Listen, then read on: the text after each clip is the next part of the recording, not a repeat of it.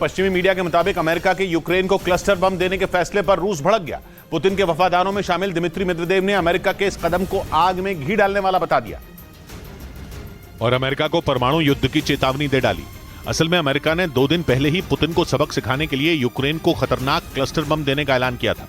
दावा किया गया कि गुच्छों की शक्ल में गिरने वाले ये घातक बम जंग में दुश्मन की सेना को घुटनों पर ला सकते हैं।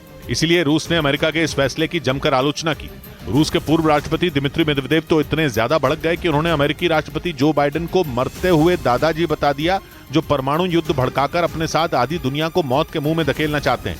इस बीच खबर है कि अमेरिका के यूक्रेन को क्लस्टर बम देने का ऐलान करते ही पुतिन ने अपने उस हथियार से पर्दा उठा दिया जो परमाणु बम तो नहीं है, मगर परमाणु बम से कम खतरनाक भी नहीं है। ब्रिटेन के अखबार डेली स्टार ने खबर छापी कि रूस का यह हथियार 2-in-1 है, जो ऐसा ड्रोन है जिसमें थर्मोबैरिक बम का बारूद भरा है, और रूस अपने थर्मोबैरिक बम को फादर ऑफ ऑल बम्स यानी बमों का बाप कहता है, क्योंकि थर्मोबैरिक बम वो बला है जो हवा से सारी की सारी ऑक्सीजन सोख लेता है और जोरदार धमाके के साथ इतना तेज दबाव पैदा करता है कि इंसान के चिथड़े ही उड़ जाते हैं। रूस पहले ही यूक्रेन में अपने बेहद खतरनाक थर्मोबैरिक हथियार TORS-1A multiple launch rocket system का इस्तेमाल कर रहा है।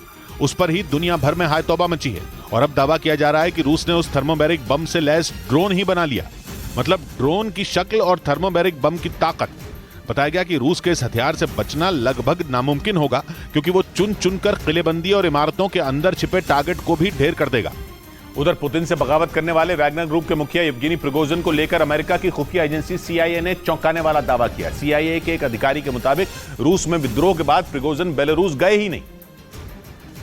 और इतना ही नहीं, दावा तो यहां तक किया गया कि वैगनर ग्रुप का एक भी लड़ाका बेलारूस नहीं गया, बल्कि वैगनर आर्मी पूरे दमखम के साथ पूर्वी यूक्रेन में जंग के मोर्चे पर तैनात है। CIA के उस अधिकारी ने रूस में हुई विद्रोह की घटना पर भी सवाल उठाए और दावा किया कि 24 जून को हुई उस घटना के लिए वैगनर चीफ येवगेनी प्रिगोजिन के हमशक्ल का इस्तेमाल किया गया। यानी वैगनर चीफ न तो रूस गए और न ही बेलारूस। ऐसे में आशंका जताई गई कि प्रिगोजिन पूर्वी यूक्रेन में कुछ बड़ा करने की तैयारी में जुटे हैं। इस बीच रूस के मीडिया के मुताबिक वैगनर ग्रुप के विद्रोह के बाद पुतिन ने अपनी सेना के कई बड़े अधिकारियों की छुट्टी कर दी। दावा किया गया कि वैगनर ग्रुप की बगावत के बाद पुतिन के कई सैन्य सलाहकार गायब हैं, जिनमें रूस के उपरक्षा मंत्री भी शामिल हैं।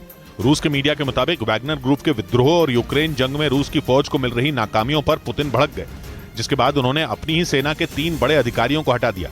यानी अब पुतिन जंग को लेकर कोई भी चूक बर्दाश्त करने के मूड में नहीं।